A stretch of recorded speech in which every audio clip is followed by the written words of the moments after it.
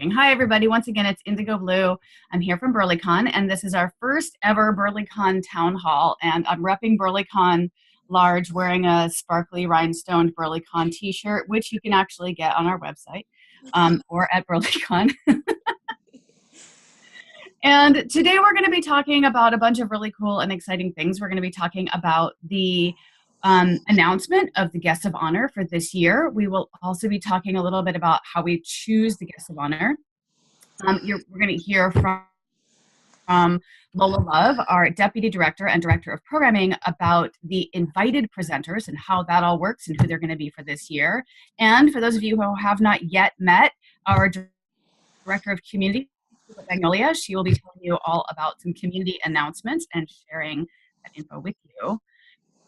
So we're just going to do a quick round of intros of us, and then we're going to dive into the meat of the meeting. I'm Indigo Blue. I'm the Executive Director. And just a little identification, I identify, especially today, as high femme, glam, Jewish, queer, Executive Director, Princess. So here I am. Don't spit out your beverage at that, Tulip, I saw. Lola, would you like to introduce yourself? Hi, I'm Lola Love. I live in Honolulu, Hawaii. I am a Afro-Latina queer brat, and I'm half woman, half unicorn. Excellent. And Tulip, will you please introduce yourself to everyone?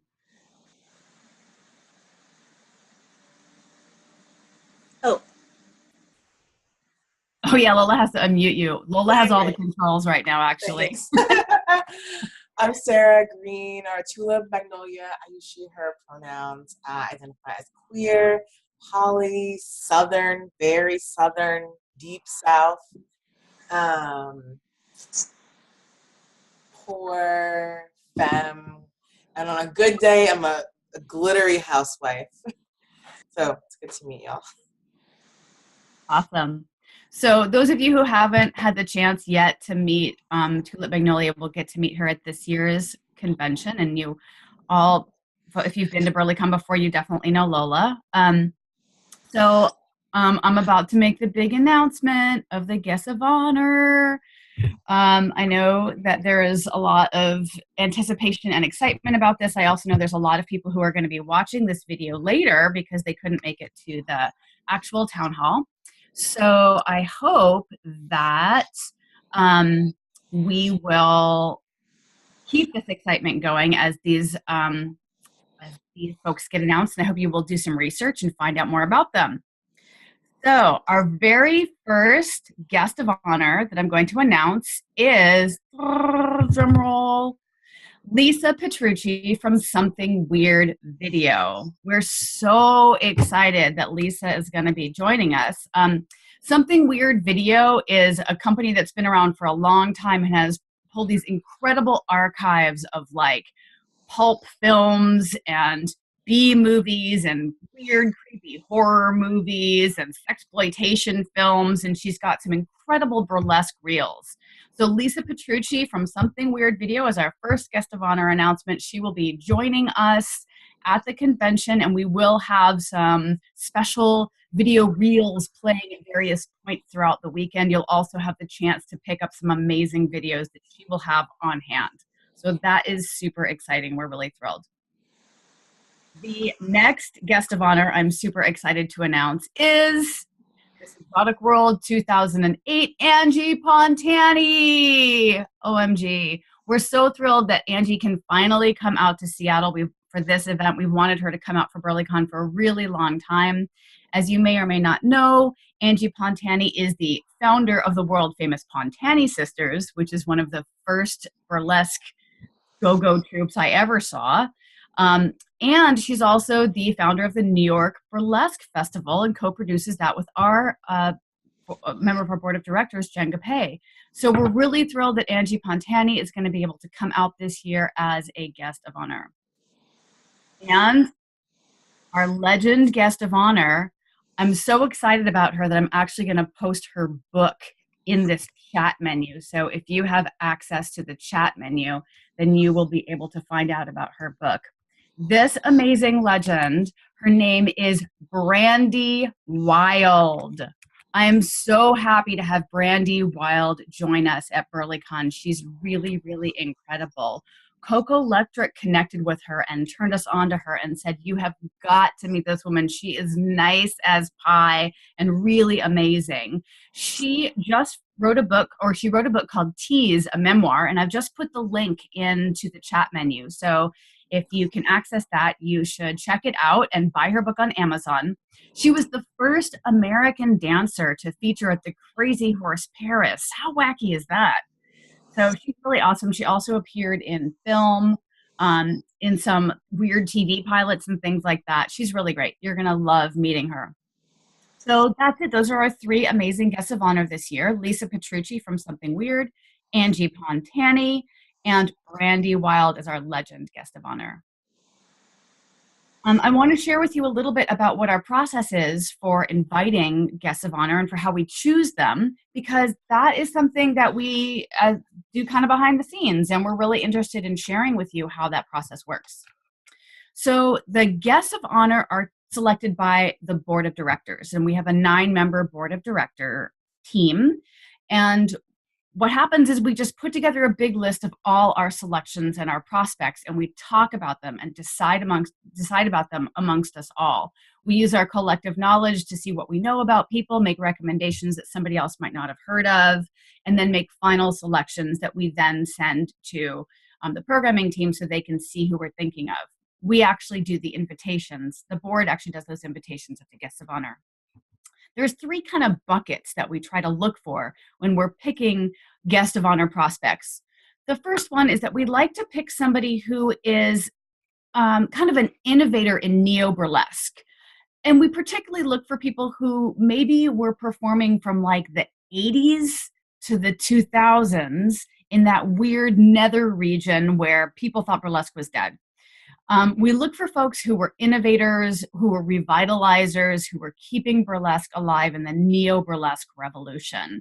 And it's really fun sometimes to find folks who people may not be super duper aware of now. For example, Bonnie Dunn. Bonnie Dunn was one of our guests of honor from 2016. And she was really that kind of a person who was a total innovator, but people didn't really know that much about her. People don't know that much about her now unless they're from New York. We also look in this bucket of historians, authors, folks who are non-performers but have really contributed strongly to the history of burlesque. So a good example of that is Scott Ewaltz, who is a burlesque historian, a legendary DJ. We brought him, and I think it was 2010, 2011. Scott Ewaltz knows more about burlesque than almost anybody, but he's not a performer per se, so it was really great to have him come and share his historical knowledge. And the third bucket is the legends. And when we're looking at legends, we're looking at folks who were performing from the 1930s to the 1970s. And we in particular like to select legends who either folks have not necessarily heard of or who we really want to elevate because of the contributions we feel that they have brought to burlesque and because of the way that they connect with new burlesque performers, their particular love for the art form and their love for the new burlesquers. So those are some of the criteria that we use to choose. And I think that's what I wanted to share with you. If anyone has any questions about our guest of honor selection process, we would love to hear from you about that. And you can send an email to BurlyCon at the bottom of our webpage. And we'll be happy to answer those questions. So that is our guest of honor announcements. Once again, Lisa Petrucci, Angie Pontani, and Brandy Wild. And I'm really excited to turn over our next section to Lola Love to talk about the invited presenters for 2018. Lola. Okay, so you probably, if you follow us on social media, you probably know some of these already because we announced a couple of weeks ago, but we're really excited, so I will say them again. We have Coco Frambois, who is from Toronto, Pearl Noir, who we love and has been to BurlyCon before, It's Coco Frambois' first time, so this should be really exciting. Also, for the first time, we have the super duo Aizani from Portland. We have Tito Bonito returning. He's taught once before. We have one of my faves, Calamity Chang from New York. It is her first time teaching. We have Gaia Lady from Chicago, also first timer. And then we have Blanche Debris, who we have had many times before, but she hasn't been to BurlyCon in a while. So we wanted to have her back representing the MCs. So those are all of our invited presenters. And then, of course, we have a lot more presenters that applied and will be teaching as well. So the next question is, how do we select these people? We don't have a formal process in the same way that the board does. Some of my personal goals for selecting invited presenters, well, I guess my main goal is diversity.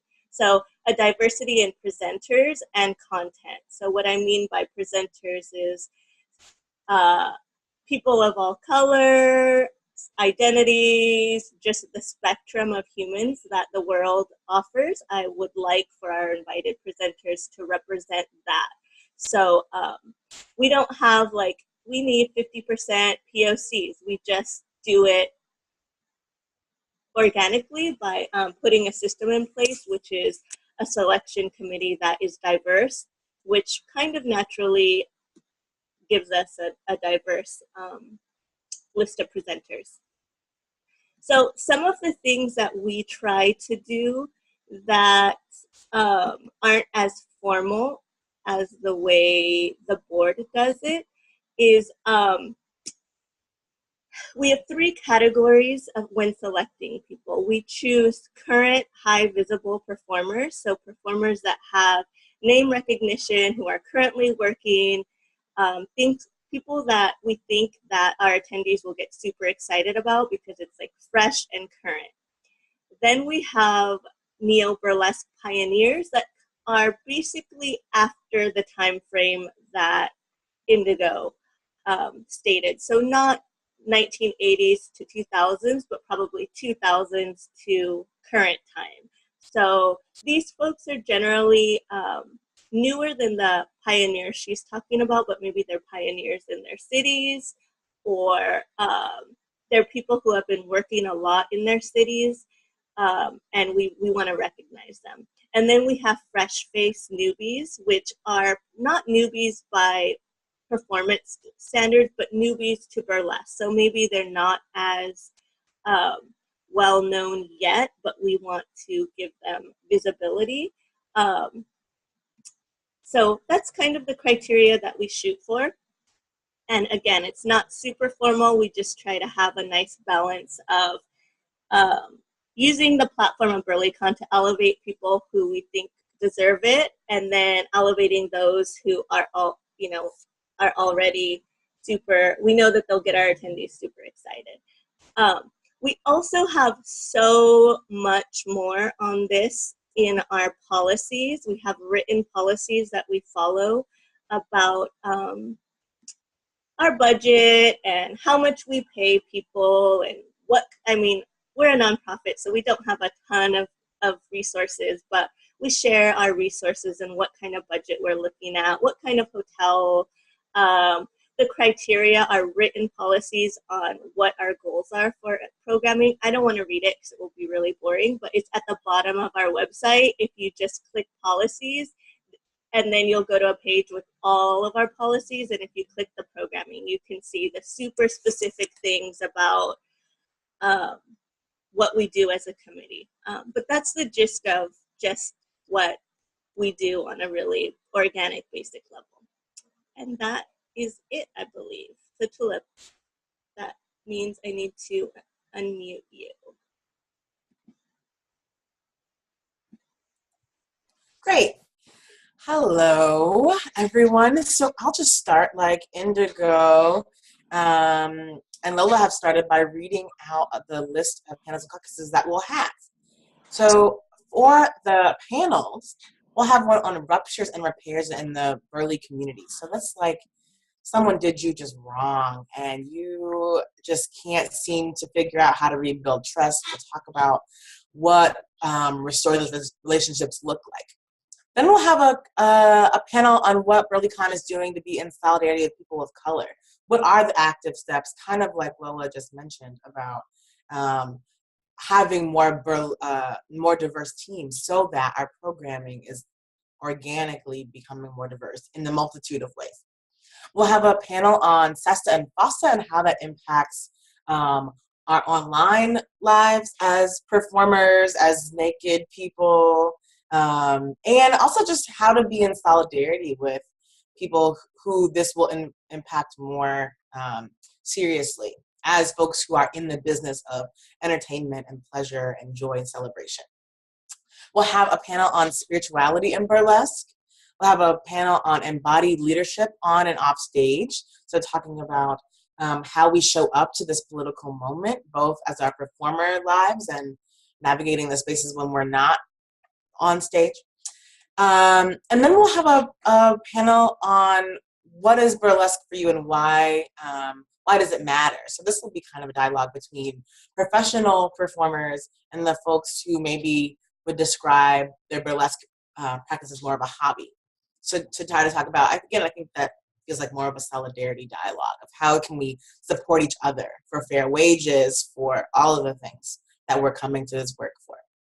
And for caucuses, we'll have a POC caucus, we'll have a queer identities caucus, we'll have a trans and gender nonconforming caucus, we'll have a caucus for fat dancing bodies, we'll have a caucus for mental health in burlesque, we'll have a caucus for masculine people, we'll have a caucus for kinky and BDSM communities, we'll have a caucus for Jewish folks, Jewleskers, we'll have a caucus for disabled dancing bodies, for bodies dancing over 50, and for burly parents. And now maybe you're sitting here thinking, well, what about me?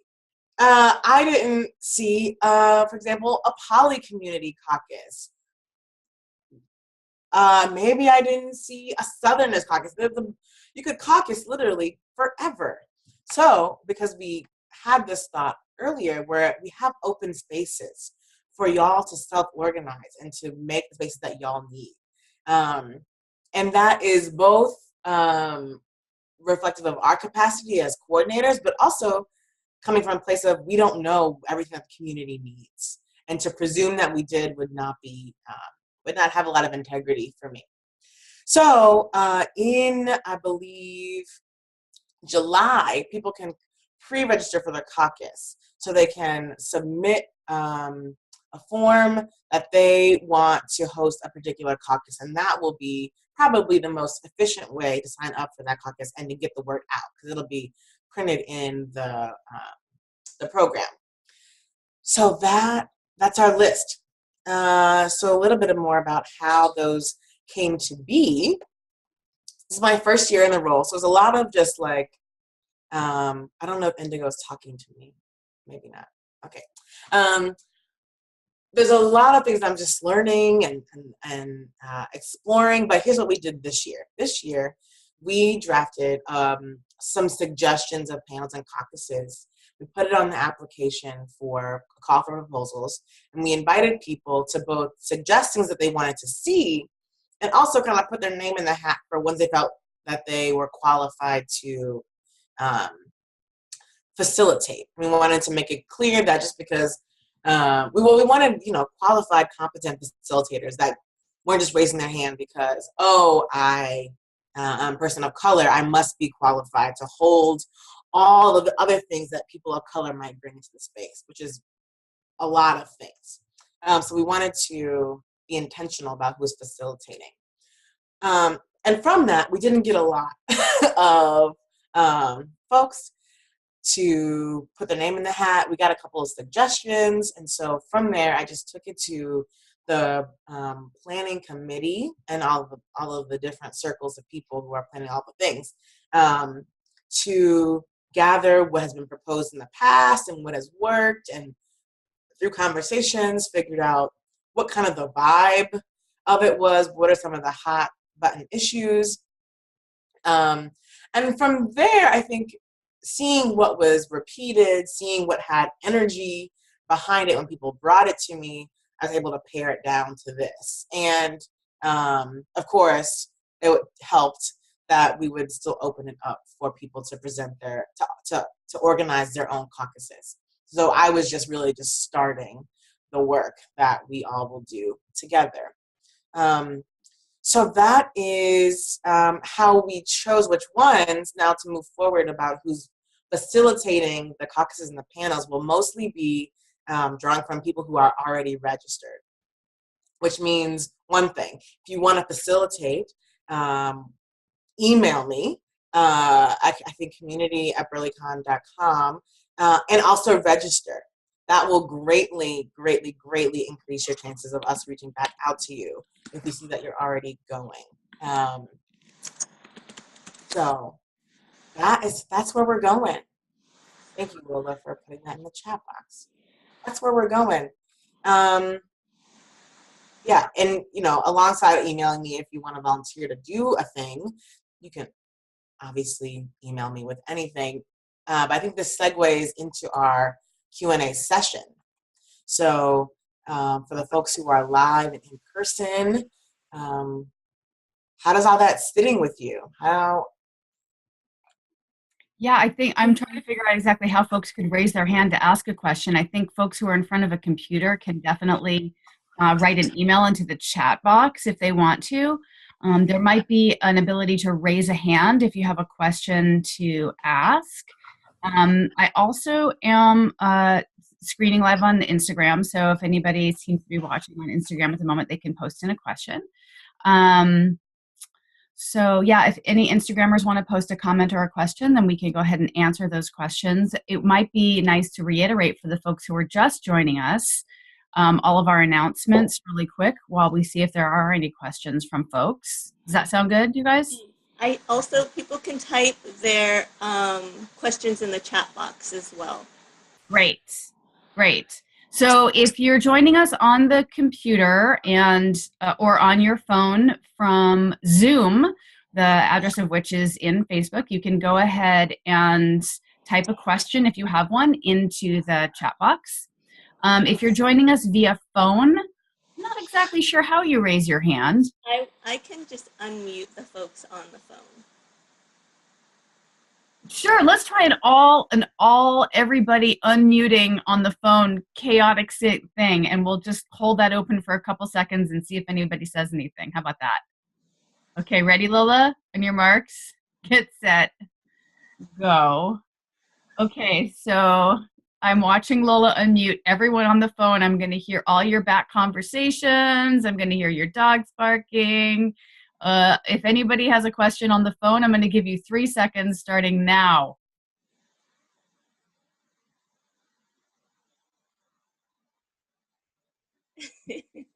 Okay, that was my funny face, and that was your 3 seconds of silence. We'll leave you guys unmuted for just a couple seconds if you want to pop in and interrupt and ask a question. That's totally fine. But we're going to go ahead and have us reiterate our announcements. So once again, it's Indigo Blue from BurlyCon, and we announced today the guest of honor for 2018, the invited presenters, and the community activities that we'll be holding this year. So our guest of honor announcements are Lisa Petrucci from Something Weird Video, Angie Pontani, Miss Exotic World 2008, and the founder and co-producer of the New York Burlesque Festival, and our legend guest of honor, Brandy Wild, the author of Tease, a memoir, which you can purchase now on Amazon. And turning over to Lola to reiterate her invited presenter announcements. Yes, so we have from Toronto, Pro Noir from New York, Aizani from Portland, Tito Benito from LA, Calamity Chang from New York, Gaia Lady from Chicago, and Blanche Debris from Heaven. I don't know where she's from, which is silly on my part, but she's a magical creature, so I think the stars is a good place to be from. Okay, and let's have Tulip Magnolia reiterate the community offerings for this year. Although I do think maybe we should mutify a couple people because I'm hearing some really amazing construction noises. Okay.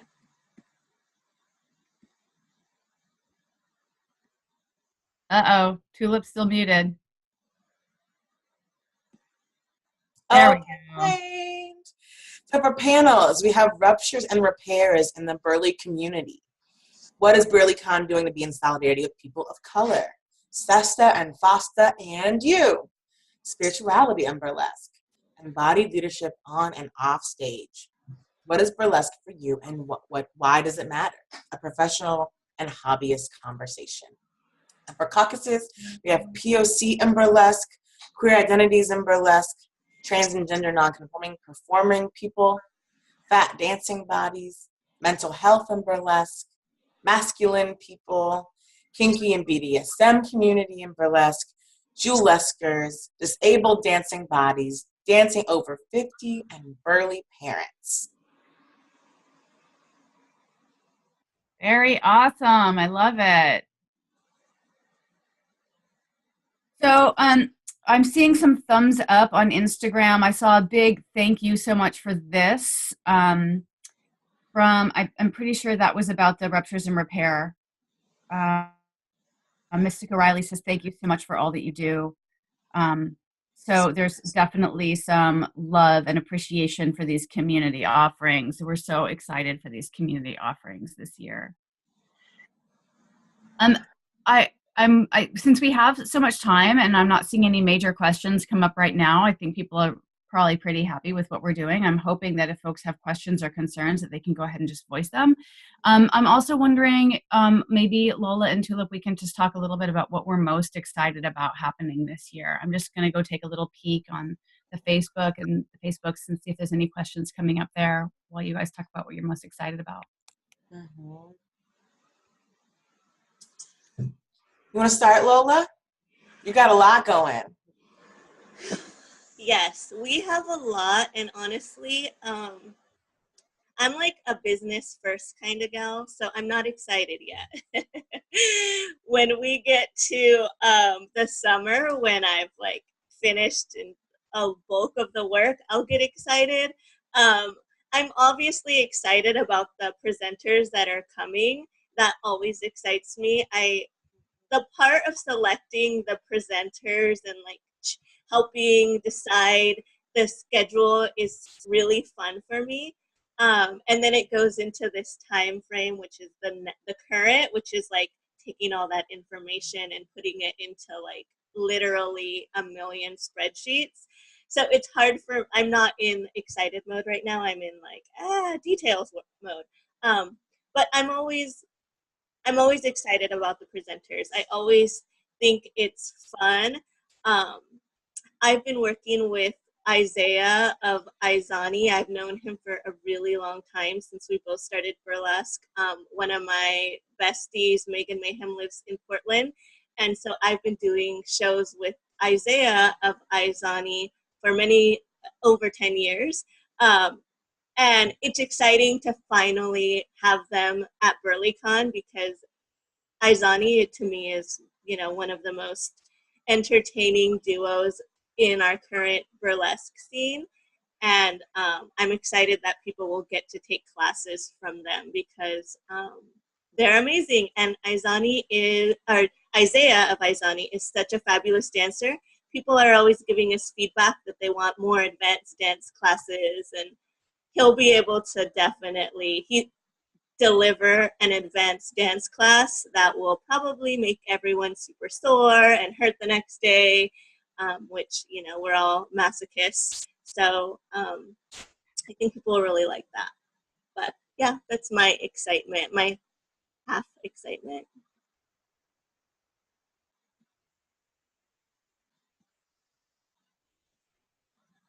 Tulip. Yeah, let's unmute Tulip. Okay. No, that didn't work. There we go. I am just mostly excited. This is like a really geeky and nerdy thing to be excited about, but I'm excited about the level of transparency that we're getting to this year with all the policies that we're working on that hopefully we can share throughout the time from now to BurlyCon, but also when we get to BurlyCon. What we've done so far is like work through a lot of the scholarship stuff, and that was, I think, a really great way to start.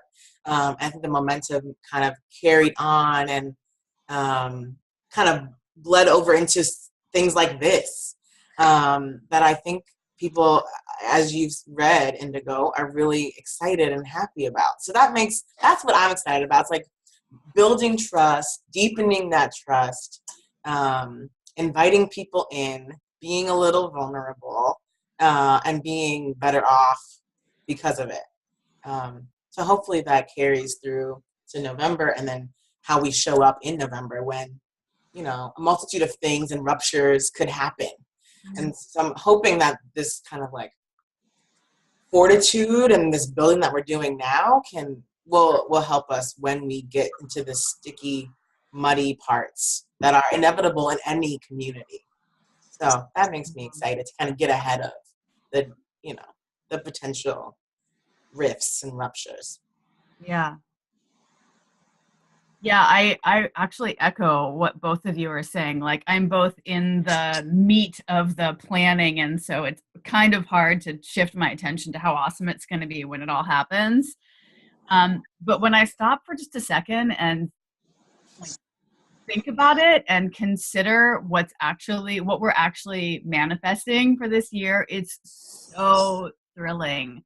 I think some of the things I'm really excited about are the invited presenters who are coming for the first time. And I'm like, Calamity Chang's going to be here. This is, so cool. Coco Framboise is going to be here. Izani, all those make me so happy. And Angie Pontani.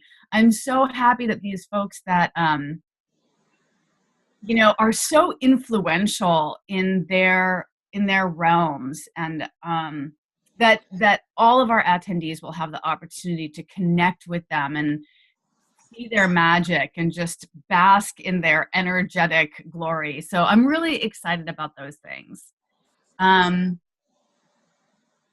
when I consider what's like happening now for this year, I'm also, I share that with you, Tulip. I'm really excited about the energy that we have in the committee this year, the work that people are doing towards fulfilling our strategic mission, and more transparency and increased communication. And, it's a learning year like it is every year at BurlyCon. So yeah, I'm like super nervous that we're doing a town hall right this second, but here we are. We're doing it. This is what it is, right? It's happening.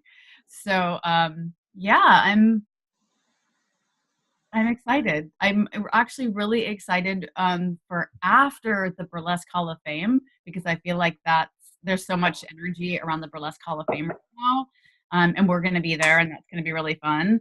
BurlyCon will have a presence, is what I mean. And then after that, it's sort of like we get back into the train of BurlyCon chugging down its tracks. It's a little hard in May to be paying much attention to BurlyCon while we're all trying to get ready for Sparkle Mecca.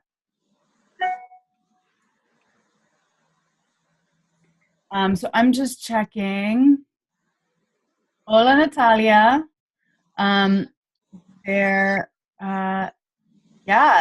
not any major questions that I'm seeing pop up. Nothing big coming up in chat. Facebook is pretty chill. Great. I think we're doing good. I think we've shared what we wanted to share. Yeah, so in my day job, I'm a minister, which is mostly funny most of the days. But we like to open and close spaces with like a reading. And I think given some of the nervousness that you just were talking about, Indigo, and the purpose, I think, of this space, there's a piece called An Invitation to Brave Space by my friend Mickey Scott Big Jones. And I just want to wonder if we could close with that.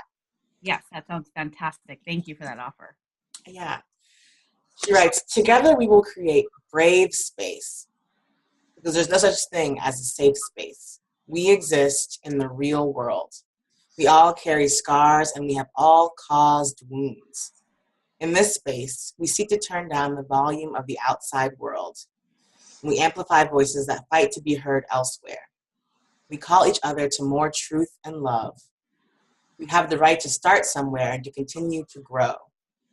We have the responsibility to examine what we think we know. We will not be perfect. This space will not be perfect. It will not always be what we wished it to be, but it will be our brave space together. And we will work on it side by side.